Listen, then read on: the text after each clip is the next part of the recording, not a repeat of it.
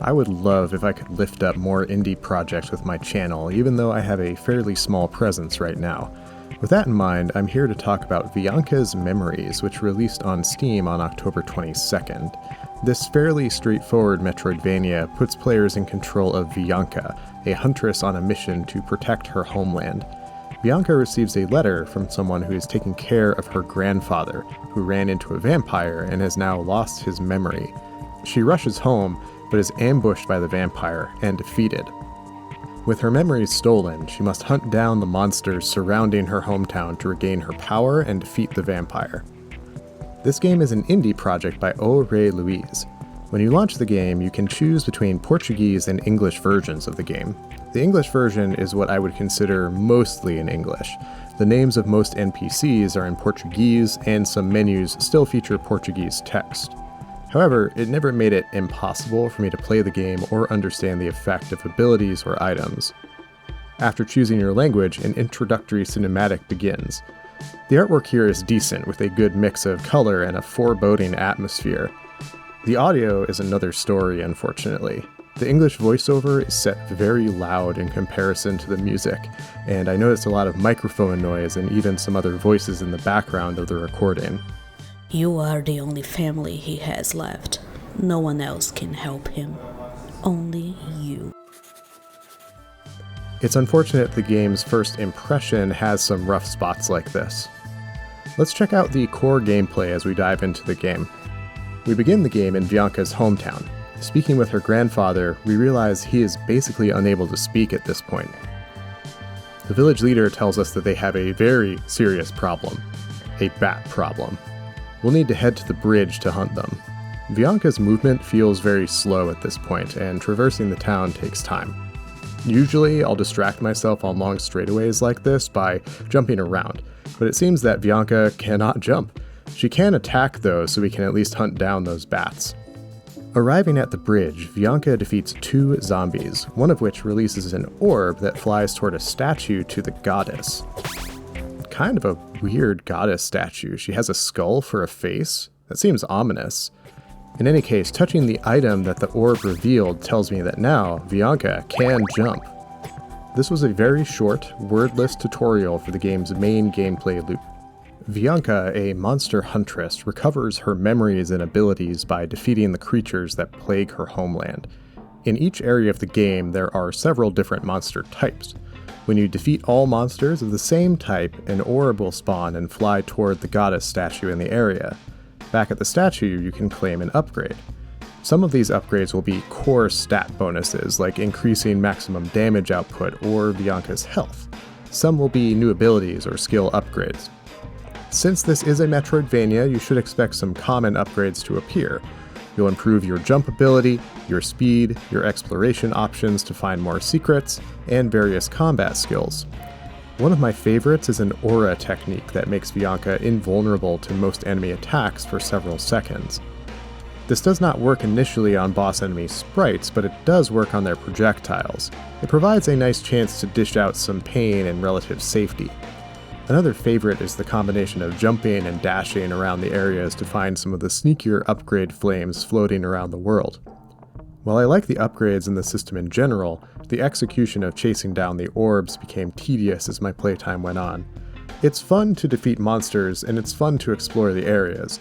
It's not so fun to defeat every monster, then trek all the way back to the beginning of a zone to find the statue, then trek all the way back to another exit in a now empty area. Some areas require you to defeat a set of monsters, receive an upgrade, then explore the rest of the area, which felt particularly tiresome.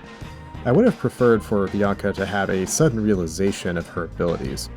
The lore reason is that the goddess is blessing you while you recover these memories, but I think that could have been conveyed through having the statues give some flavor text at certain skill levels. I'd almost prefer that the statues serve as checkpoints, particularly before bosses. As things stand now, there are respawn points in a few key locations, so if you die, you may have to walk through some large areas again to get back to where you were. In smaller areas, it's pretty straightforward to hunt down the enemies. As you get deeper into the game, you'll find a few areas that are much larger and contain many more enemies.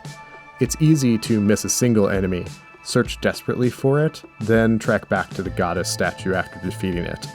The gameplay loop was ultimately a bit tedious, and though I enjoyed fighting each enemy, most of them came down to hit them faster than they hit you, once you know their general movement patterns. I didn't find it annoying exactly, but I did often have to think, what's the best way for me to plan a route through this large area to make sure I get every single enemy here without having to walk all the way back more than once? That planning was made possible by the game's map. It doesn't show you where you are in an area, but it does show every platform.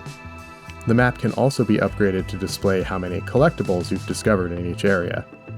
My one problem with this map is that while you have it open, the game is still active, so if you're standing on a platform that you can drop through by pressing down on the left stick, then Vyanka will drop through the platform when you move the joystick down.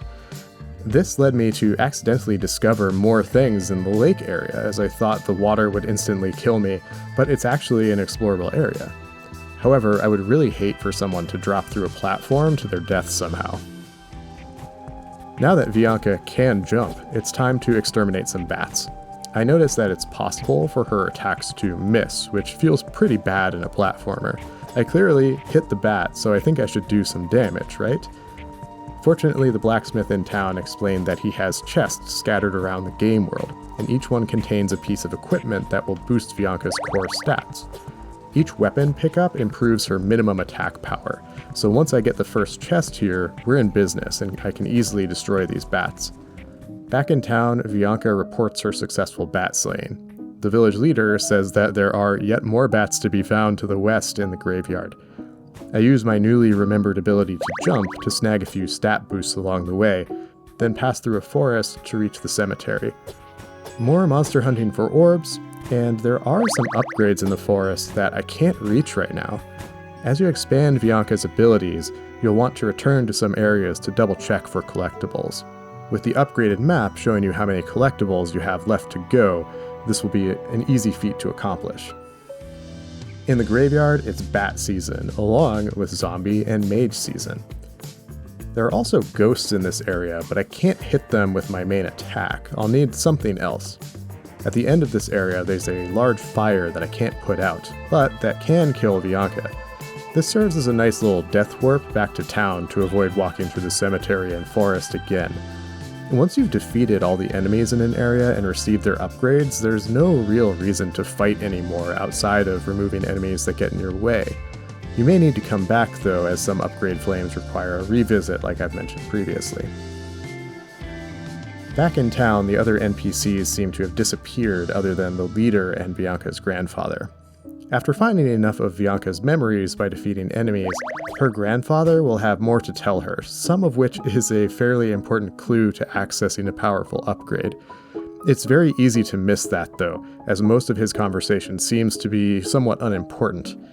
He does unlock an additional side quest late in the game that unlocks a secret, but I'll explore that in a semi-spoiler section a bit later. The village leader informs us that they have found the source of the bats. It's the sewer. We enter the town well. Wait, the sewer is in the well? Are you sure this water's sanitary? It looks questionable to me. In the sewers, there's a large fire to the right, and no way to put it out. However, after destroying all of the floating dragon-like guys in here, Vyanka unlocks their ability to throw a water blast that travels forward. This puts out the fire, unlocking the first boss fight against the giant bat. Let's talk about bosses in general as we watch this fight.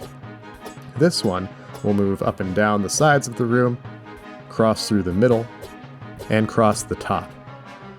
Once you deal enough damage, it starts to release small bats that travel toward Vyanka's location when it fired them. This isn't too challenging and serves as a decent introduction to boss combat. There are a total of 5 bosses in this game. Yeah, it's pretty short. And 4 of them, including this bat, will unlock special abilities for Vyanka. I won't go into all of the bosses to avoid spoiling too much, but I will note that 3 of them follow a similar pattern to this boss. Fly around the room and repeat a pattern. The other flying bosses do at least have different attack patterns that are more complex and dangerous as the fight goes on, so there's enough variety in that. There are multiple phases to each boss fight, and so they get more challenging as you go. A few bosses have weird hitboxes. There is a boss with a tail that is just there for the visuals, no actual hurt or hitbox. It's a bit strange to attack the boss and not hit because I can't see where the true hitbox is. Now that the giant bat is dead, Vyanka unlocks the ability to glide using bat wings. If you open the menu, you'll find a description of these wings that asks a fair question. Why does Vyanka have bat wings?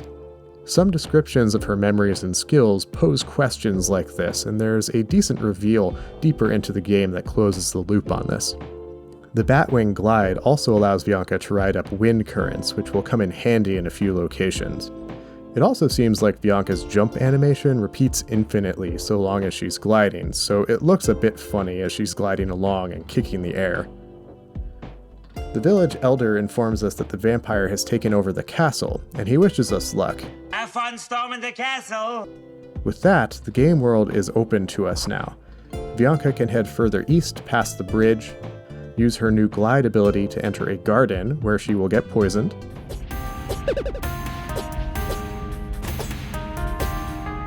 find the witch's hut where she can trade some collectibles for upgrades, and find the castle and then get wrecked by this giant soldier. To the west, we can use her water spell to enter the crypt, where Vyanka remembers that she can crouch and crawl. This allows access to the blacksmith's house. It's a weird place to live, dude. Where Vyanka can trade in ores to improve her attack or defense. The world extends further west and east, and includes a few branching paths. So that's the basic gameplay introduction. Combat is a heavy feature in this game, giving the focus on killing monsters to restore Vyanka's abilities. At the beginning of the game, Vyanka is fairly slow, but her attack is smooth. I realized that the hurt box for her attack is slightly delayed and lasts for a bit longer than a single hit, so it's possible to wiggle the joystick back and forth to hit enemies several times. I've gotten up to 3 hits in a single swing, and this was pretty helpful against fast enemies and bosses. You'll fight a wide range of enemies, but there are a few things that are true about nearly all of them. First, your attacks do not deal any kind of knockback or cause other reactions. You do get a number pop up to show the damage you dealt, and a bit of screen shake when you deal critical damage, but that's all. Second, most enemies will die by fading away rather than having a unique animation. There are only a few enemies in the game that will collapse to the floor or otherwise show their death. So combat is very smooth and fast-paced, but at the cost of interesting visuals. I don't mind this too much since it's a fairly short game, but I would encourage the developer to explore combat more fully and make it feel a bit heavier. In addition to movement options like can jump and a dash, you will also pick up the ability to cure yourself of the game's 3 status ailments. You will want to avoid these ailments as much as possible. Though you can heal them, the antidotes are on a cooldown, which is horrendously slow without an upgrade. You can be poisoned, which slows Vyanka down and makes her jump less effective. You can bleed, which causes damage over time. Or you can be cursed, which locks you out of using spells. Bleed is the worst of these. It seems to stack if you get hit by it multiple times, and even when you heal it, I found it dealt 1 more hit anyway. I imagine that's a bit of an unintended bug though. It's best to avoid these if possible. If you're fighting several enemies close together that can cause the same status effect, I suggest killing all of them before you use an antidote. It's very easy to get afflicted, heal yourself, and immediately get afflicted again. You do get some health potions at least, so you can avoid bleeding out, but better to avoid the bleed status altogether.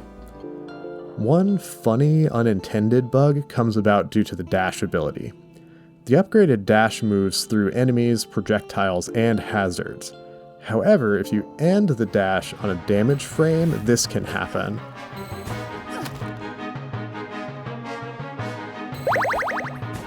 This seems to skip the step of applying iframes to Vyanka that she usually receives after taking a hit, so you just take hit after hit. I died several times like this. The developer is already working on a solution to this one, fortunately. Your combat abilities include a range of spells that affect either straight lines or some area around Vyanka. I liked these and I used them frequently once I had the chance. These are slow to recharge unless you get an upgrade later in the game, one that's pretty easy to miss if you don't pay enough attention to Grandpa's stories. He won't tell you anything twice, unfortunately, so if you miss it, you'll have to guess your way through the puzzle to obtain this upgrade.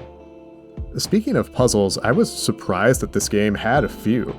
There's the upgrade puzzle I just mentioned, but there's also one in the castle that is hard required to finish the game. I fully explored the game world, looking for a way to power this elevator in the castle for about 2 of my 4 hours in my first playthrough. I fully explored every area I had access to 3 full times, looking desperately for an item that would provide power. Out of frustration and willing to try anything, I used the electricity spell next to the elevator. Wait, that worked? Really? I'm amazed. For a fairly simple game, that's a cool detail. Nice job. In addition to puzzles, there are also upgrades to purchase. I use the word purchase very loosely. The majority of these upgrades are trades. As you defeat enemies, some of them will provide collectible items instead of a stat boost or an ability, usually with the flavor text that someone is looking for this item. There are pieces of ore to find for the blacksmith, various items to combine with the witch, and treasures to trade for goodies with the merchant. You can also trade in your total kill count to upgrade Vyanka's stats, which allows you to boost her attack, health, and critical hit rate higher than through the upgrade flames alone. In addition to the regular enemies to hunt, Vyanka faces off against a total of 5 bosses. They range from fairly easy to very punishing, back to very easy once you have enough upgrades. Worth a special mention is the final boss, which falls into a trap I dislike in this style of game. I hope it won't surprise you to hear that the vampire is the final boss. He is significantly harder than the other bosses, and the fight felt almost bullet hell-like at some points.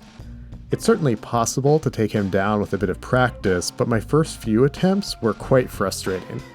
I'm not a big fan of action platformers that put the majority of difficulty in just a few bosses, rather than gradually ramping things up. The only reason I had trouble with a different boss was that when I found it, I didn't have access to the castle elevator, which locked me out of several upgrades and power-ups that made that boss significantly easier once I returned to it. However, the vampire feels like he requires a nearly full completion of the game to get strong enough to take him down. The menus in-game are a bit hit or miss. It's hard to tell where your cursor is at times due to it highlighting options green and not a very visible green. I already mentioned that some text remains in Portuguese even in the English version of the game, but it doesn't overly impact the experience.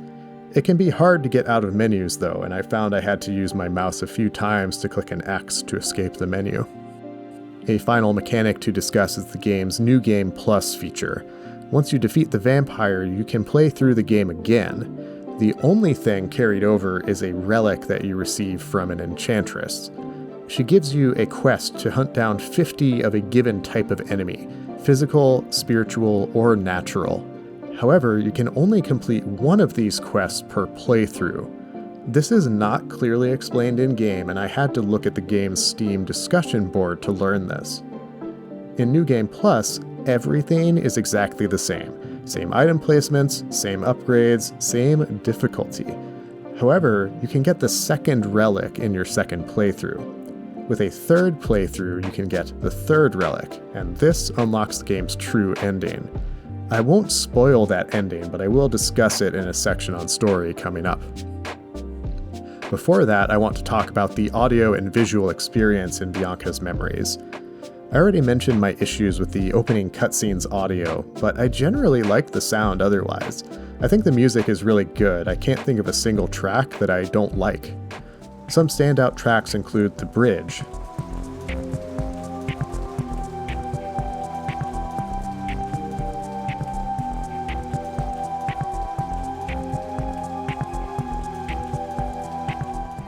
The Crypt,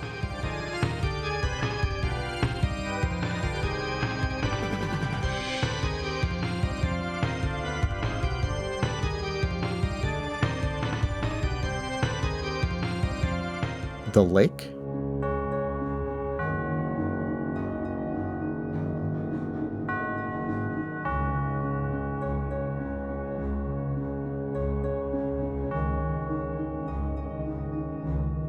and the cathedral.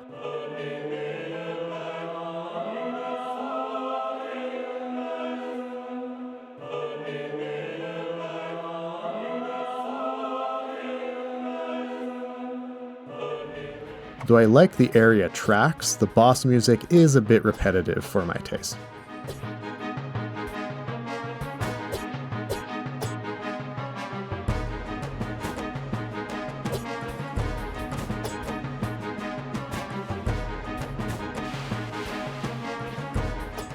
The game's audio is not well balanced, however. There is a music volume slider, but it does not seem to affect sound effects. You also can only adjust the volume from the main menu, not the in-game menu. Though I won't show it right now, I found that the ending cutscenes music was barely audible, and after I turned my volume up from 10% to 30%, I was blasted by the game's credits song. So the audio is a bit of a mixed bag in this one. I like the music and the sound effects, but the audio balancing and the voiceover work bring it down a bit. As a modern pixel art platformer, Vyanka's Memories looks the part and has an overall good visual sense. Each area looks distinct, though the castle and the lighthouse look a bit too similar. The forest is one of my favorite areas visually, as there's a lot going on and it highlights this game's use of color. Vyanka's sprite always stands out against the backgrounds and is very expressive when moving and attacking.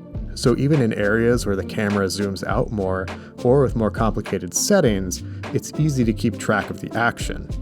A few areas pull the camera back much further, like the cliffs, giving a sense of scale. Some zoom in more, sometimes too much. The crypt feels far too close, making it harder to see enemies before they're very close to you. The visuals are appealing, and I like them. I already mentioned the fact that most enemies simply fade away upon death. I'll address that most bosses also disappear in a puff of flames. There is one boss that has a unique death animation though, and I'd encourage the developer to explore this further in future games. As you grow more powerful and learn more skills, you'll find that the HUD and the familiars around Vyanka start to clog up the screen. This was never a major problem, especially in areas where the camera was pulled back, and it was nice to see the cooldowns on items and spells with the larger HUD elements. But I think this could have been simplified a bit somehow. As far as my spoiler-free impression of the story goes, I've talked about the major beats of the story already. Vyanka learns that her grandfather has lost his memories due to a vampire attack, and she then experiences the same fate. She fights on, regaining her memories, helping the townspeople, and fighting the vampire. Along the way, her grandfather's memories start to return as well, revealing some clues about him not liking how the goddess statue has a skull for a face, a clue about a puzzle for an upgrade, and a hint to hunt down some hidden enemies. Hunting the hidden demons, which you can find one of in each area, prompts him to give Vyanka a key. This unlocks a special room at the very end of the game, and it's an appreciation room for supporters. I was hoping for a special upgrade from this too, but I did not find one there. The main interesting bits of the story come about through the ending cutscenes, of which I found 3. These are tied to how many times you've completed the game, and whether you completed the relic quests. The first ending hints at something greater than the vampire pulling the strings.